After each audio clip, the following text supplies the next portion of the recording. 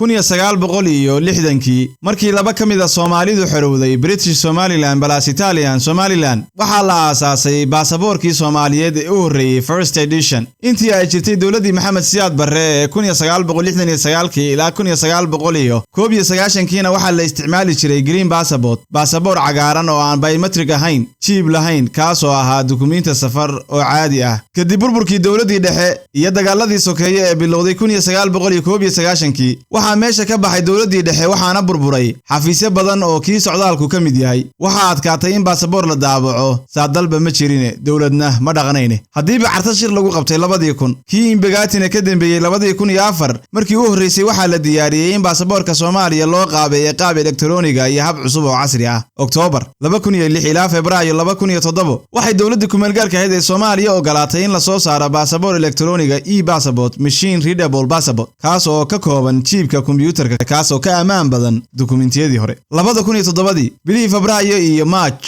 wasaaradda arrimaha dibadda iyo dawladda ku meelgaarka ah ayaa ku dhawaaqay in la bilaabayo baasaboorka nooca cusub ee e-passport waxaana la qorsheeyay in dukumiintiyada cusub ay bedelaan kuwii hore tani waxay qayb ka ahayd in la soo celiyo maamulka baasaboorka gudaha dalka khidmadda baasaboorka caadiga ah ordinary passport waxay ahayd $83 xilli dhow qiyaastii sanadii 2013 iyo 2015 si loo qaato baasaboortiga waxa kaliya loo baahnaa dukumiintiyada kooban sida kaarka aqoonsiga shahaadada dhalashada iyo warqadda bila dambiga sanadkan aynu ku jirno ee 2025 warbixin ka soo xigtay bogga dawladda Soomaaliya waxa uu qoray in khidmadda baasaboorka caadiga ah ordinary passport ay tahay $180 waxaan lacagtaas lagu bixiyaa adeega mobile money ma sahubo anigu in qiimahaasi yahay ka saxda ah ee shacabka laga qaado si guud baasaboorkeena aad ayuu u tabardaran yahay dhinaca ku safrida sababtoo ah amni darradeena qabyaaladeenna kalsoonida la inagu qabo oo xun dukumiintiyadeenna oo qaabixintooda aan la isku haleyn karin iyo innaga oo aan qaran ahaan isu diyaarin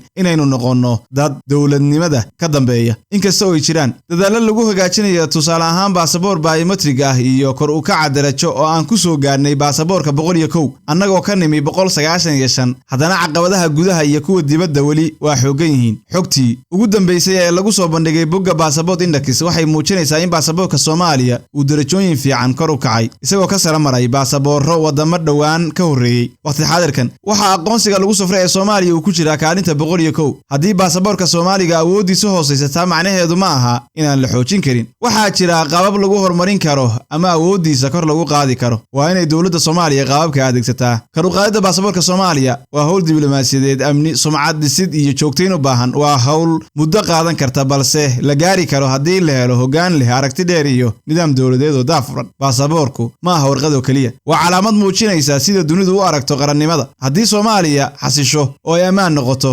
daahfurnaan la timaado xiriirada diblomaasiyadeed sumcadeeda wax ka bedesho waxa suuragal ah in 10 sano ee soo socota uu baasaboorka Soomaaligu kor u kaco oo uu yeesho qiimo iyo karaamo caalami ah aan u soo dago su'aashii aan ku bilaabay ee ahayd imisadal ayaa baasaboorka Soomaaliya lagu tagi karaa fiisa la'aan sida la diiwaan galiyay 2025 aan ka soo akhriyay warbixino kala duwan oo caalami ah waxay sheegayaan in muwaadinka Soomaaliyeed uu visa free ama visa on arrival ama ETA ugu safri karo qiyaastii 33 dal ilaa 44 dal tirooyinka farqiga u dhaxeeya Soomaha waa ay kala duwan yihiin waxayna ku kala duwan yihiin ilaha aan ka akhriyay iyo taariikhda la cusboonaysiiyay sababta kala duwanaanshuhu waa hay'ado kala duwan oo ku lug leh baasaboorka tusaale ahaan Henley Passport Index Arton Passport Index Visa Index dhammaantood waxay adeegsadaan habab kala duwan tusaale qaar waxay sugayaan visa free plus visa on arrival lagu sii daray ETA qaarna waxay isticmaalaan xogta IATA/thematic ama xogtooda gaarka ah sidaa darteed tirada guud iyo baasaboor rankigu ama darajada baasaboorku way kala duwanaan karaan Henley waxay ku salaysaa xogta AIT oo ah ilaha ay adduunka duulimaadyada ku tiirsan yihiin taasaana badanaa loo arkaa mid aad la isugu halayn karo waxaan ku taxayaa oo aan kugu gabagabeynayaa dalalka aan helay ee baasaboorka Soomaaliga lagu tigi karo fiiro gaar ah dalalkan aan ku tirinaya way isbedeli karaan mar walba oo waxa isbedeli kara siyaasadooda socdaalka wadanka koobaad waa Kenya ka labaadna waa Malaysia ka saddexaadna waa Beninvisa kan afraad waa Maldives kan ku xiga waa Guinea kan ku xiga waa Guinea Bissau waa Haiti waa wadanka la yiraahdo Samoa waa Sri Lanka waa Tuvalu waa Palestine waa Tavula waa Gambia waa Timor Leste Togo Sri Lanka Seychelles Palau Iceland Niue Mozambique Madagascar Burundi Colombia Bangladesh Lebanon Comoros Azerbaijan iyo wadamo kale oo ciida ka badan oo ilaa 40 wadan gaaraya juqraafi ayaad igala socotaan